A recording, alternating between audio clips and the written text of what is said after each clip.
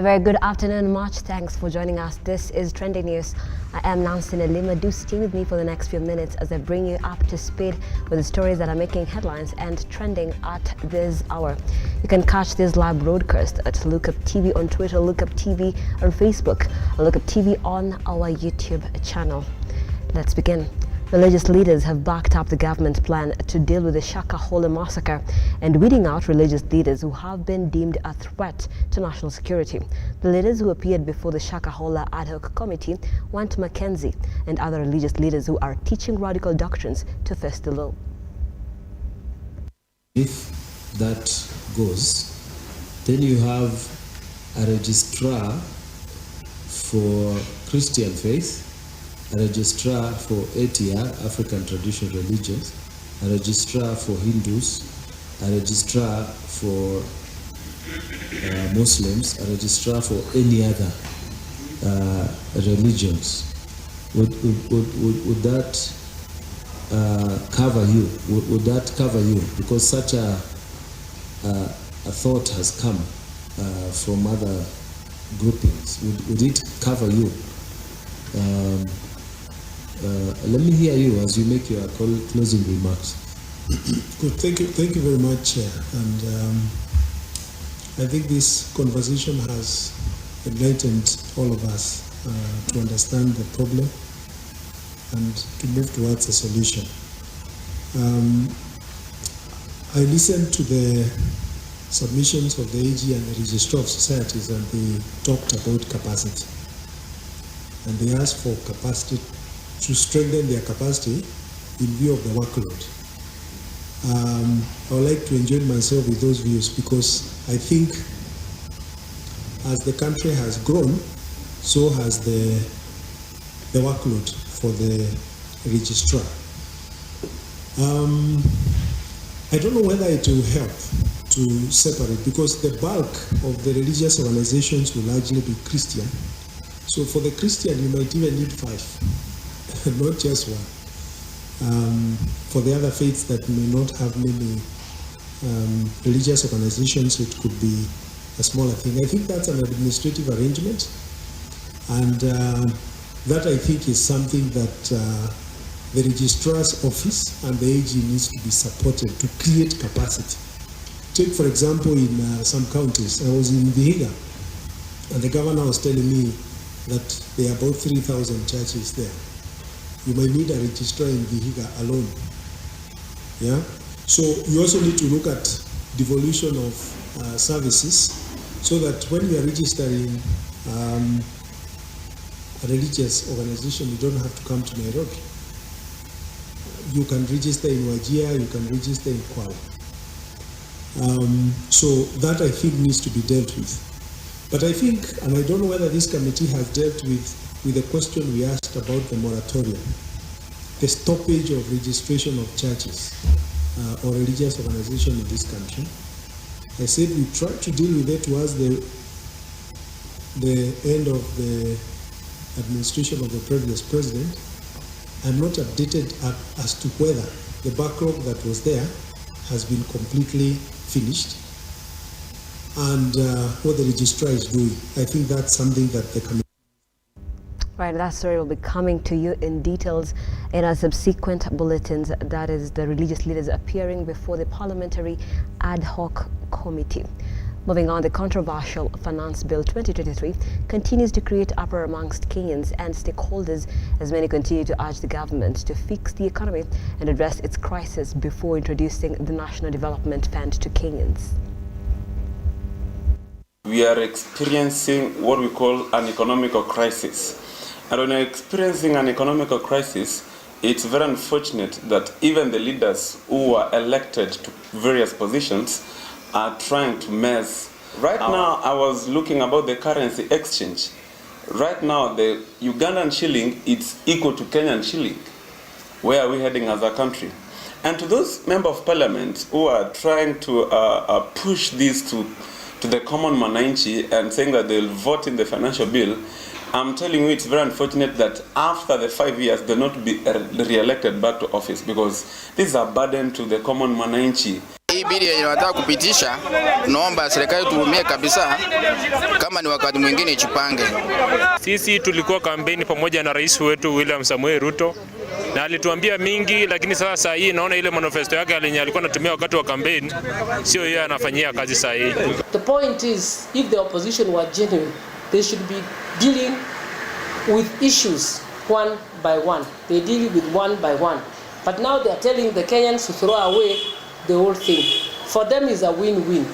And they are telling them, and they are aware that if it is thrown away, the government will be in dilemma because they cannot be able to spend, so that means salaries will not be paid, money will not come to the counties, so everything will be in a standstill. On the other hand, they are telling the people that the taxes are very high. And for that reason, if it passes, they will still tell people to go to the streets. We don't want to put our government in a dilemma. All of us must be, all of us, our country, Kenya, must be bigger than us. The situation where we are in is that we have a lot of debts, and these debts must be paid. The government does not make its own money. The government makes money from me and you through taxes. And President William Ruto has called for the introduction of a single African currency to ease trade in the continent. He stated this during a summit aiming at fostering economic integration for a thriving COMESA. Delivering his maiden speech at the 22nd Common Market for Eastern and Southern Africa, Heads of State and Government Summit in Lusaka, Zambia, Ruto said that regional integration meant that citizens would not have to worry about which currency to trade in. Mr. William Samoei Ruto, President of the Republic of Kenya.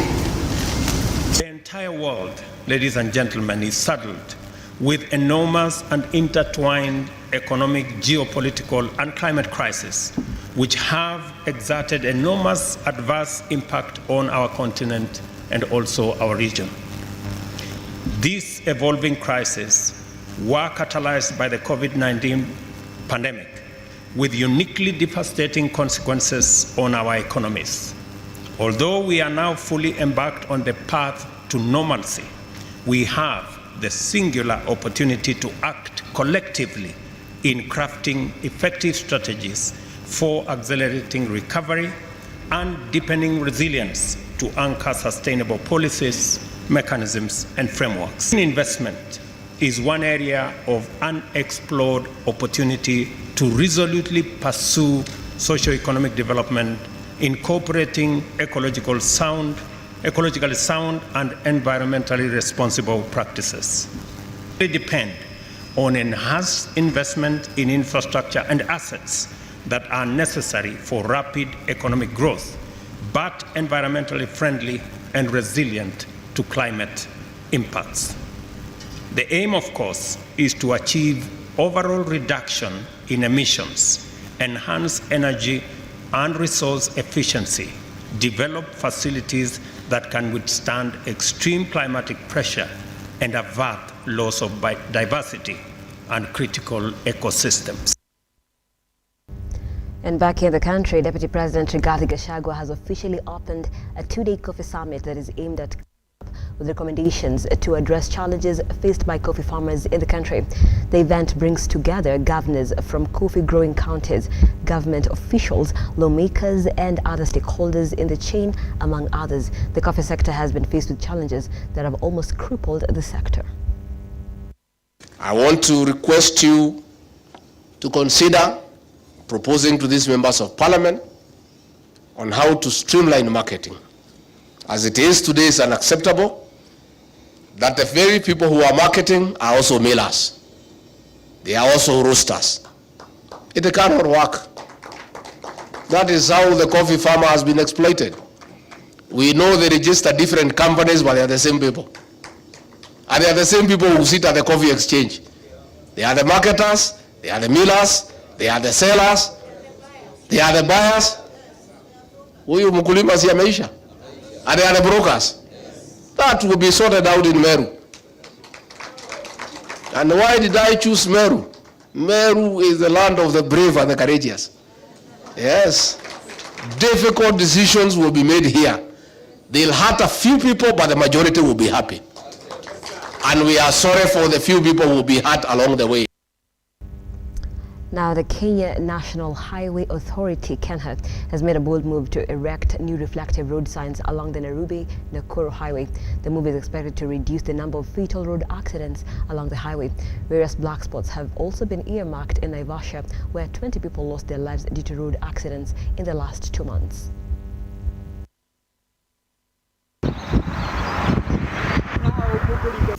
Hizo signboard zinasaidia sana.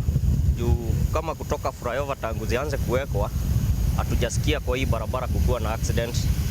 Sasa mimi Kenya ningesema signboard wamefanya vizuri, wameweka na zinasaidia kwa sababu dereva akiwa mbali inaonekana vizuri, ina reflect hata usiku. Sasa Kenya mimi ningeuliza KENHA ni waongezee kitu inaitwa bump.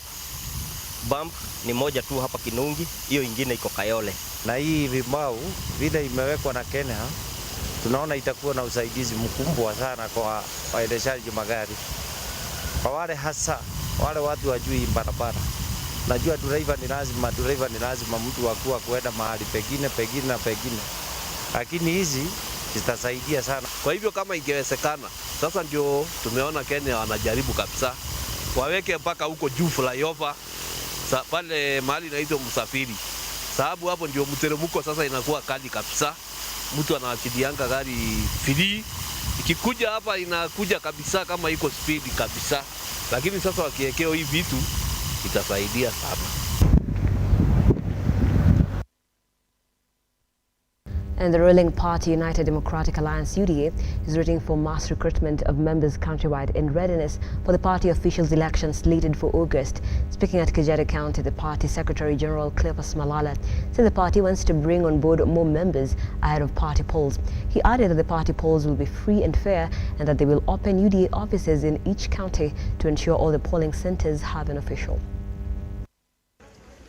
Sisi kama chama tumesema tunatembea Kenya nzima kufanya grassroots recruitment ya members wetu na kuestablish ofisi katika kila county na kukuwa na officials katika kila polling center.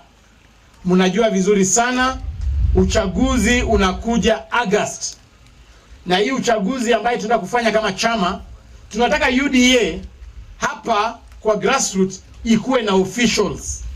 Tunataka rais akikuja hapa vile tu KANU ilikuanga inakuwa kwamba officials wa UDA ambayo ndio chama tawala watambulike vilivyo na serikali.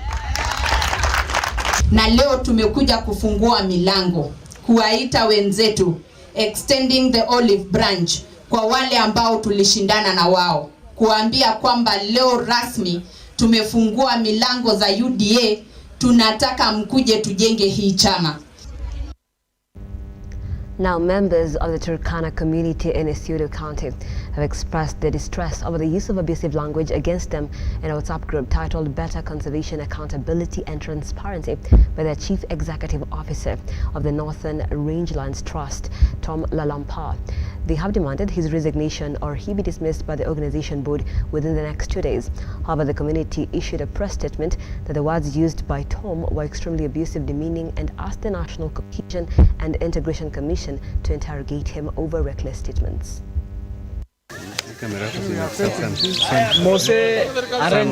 Nataka kusema hiyo mambo Waturkana sio manuko. Waturkana ni watu na Waturkana ni binadamu ya kaunti ya Isiolo ama ni binadamu ya Kenya. Kama wao mnajua Waturkana ni manuko, enda tafuta manuko jua hiyo milima ambayo kuna manuko ambayo inahitaji hiyo jina.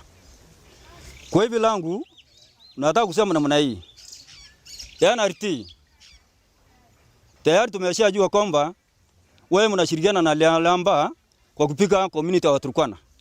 Mwezi huu tulipata taarifa ya kutisha sana kutoka kwa moja ya wafanyikazi wa NRT mwenye cheo kuu, anaitwa Mr. Tom Lalampa, ni CEO, kwamba alitoa matamushi ambayo ni ya kudunisha, ya kuweza kutukana, kukejeli na kudharau jamii hii ya Waturkana, kwamba ni kama sisi ni nugu weusi, ambaye pengine hiyo statement haikukuwa inafaa kutoka kwa mtu mwenye cheo kama hiyo, na ndiposa tuko hapa kutoa taarifa hii ambayo imedokezea vizuri maoni yetu kuhusu matamshi hayo ambayo ni zushi na inaweza zua vita ya jamii kwa jamii na pia kudunisha jamii, kwa sababu sisi ni wananchi ya Kenya, tuko na sheria, tuko na haki na hatupaswi kejeli kama hiyo. And in the coast region, an investor in Malindi town is calling on the government to intervene and help him repossess a grabbed piece of land. Henry Chabanji, who is the manager of Lepediadi Investment Limited, which runs hospitality cottages in Malindi town, said that another investor had encroached on his parcel of land and even forged government documents. Hoteli hii hoteli ambayo ni cottage ya Lepediadi. Wataliani hawa wageni ambao wamekaa hapa kwa siku mingi, miaka mingi, ndo hawa jamaa wamejaribu kubomoa hiyo barabara hapo katikati ili wapate access ya kuingia kwa shamba yao ambayo wanasema wanadai kuna shamba huku ambayo imeshikana na bahari. Na ukiangalia kwenye rahamani hiyo rahamani ile ya zamani, hapa hakuna barabara hapa katikati. Hizi ploti zimepimwa kuanzia kwa barabara, kila ploti iko na geti yake na mlango kuingia kwa bahari, lakini yeye amepasua katikati kwenye ploti ya mtu. Huyu ni Msomali ambaye anadai kwamba ako na ekari 9 hapa kwa bahari, ambapo hatujui title yake ameipata kinamna gani. Na hiyo ndo tunashuku sisi kwamba hii ni wizi wa dhulma, na huwezi kwenda kuvunjia mtu ploti yake katikati kwa sababu unapasua barabara, unasema unataka uingie kwa ploti yako. Hiyo naona mimi hapo kuna dhulma. We got some documents that it showed all the forgeries they did to acquire the subdivision scheme of our property, and every forgery is with signatures of retired survey of Kenya people and the municipal council of Malindi and all those things. So they came, they did that, then they always come back here and they threaten people with their pistols, saying they are going to take the matters in their hands if we try and block the access that they have created in our property. Now there's this huge road which they are claiming is 9 meters, and what is there, it is just 4.5 meters, so they'll have to demolish half of our building for them to get their 9-meter road. And now we have a security threat in our business and our clients here. Wakora wanapita kila siku kutoka kwa beach huku wakipitia huku juu, and we have reported the matters to the police. The police, they said we have to deal with them personally. Those are the things which we need now the government to come in and deal with these thugs. They are doing this to every other investor on this coastal line here, grabbing all these riparian lands, then threatening them, telling them whichever court you go to the country, you'll never win this case. This is what is happening. And we come to the end of the broadcast this afternoon. Let me bring you up to speed with what you can expect in the evening. We'll be looking at Shakahola deaths probe. Remember, religious leaders are at the parliamentary ad hoc committee on the Shakahola deaths probe. We'll be taking a look at that, as well as Interior Cabinet Secretary Kithure Kindiki, who is in Pokot. He is there on a routine visit. Remember the operation that is currently ongoing in the North Rift region. As well, we'll be looking at the status of Shakahola. Remember the third phase is currently ongoing, the exhumation, and of course missing persons still being reported. So we'll be giving you the new details as and at when we have them. And as well, we'll be looking at a lot of sporting action. And our big conversation of tonight, remember we said Fridays we let our hair down, and that's our intention this evening, because I will be speaking to Mtumishi. That's what we know him as. He'll be telling us what his real name is on his ID, and so much more. We have a fun-filled evening. We'll be laughing a lot. A little fun never hurt nobody. I'm Nancy Nalima. Do stay with Lookuptv for more of our programming, but as well, let's meet again at 9 p.m. and laugh out loud.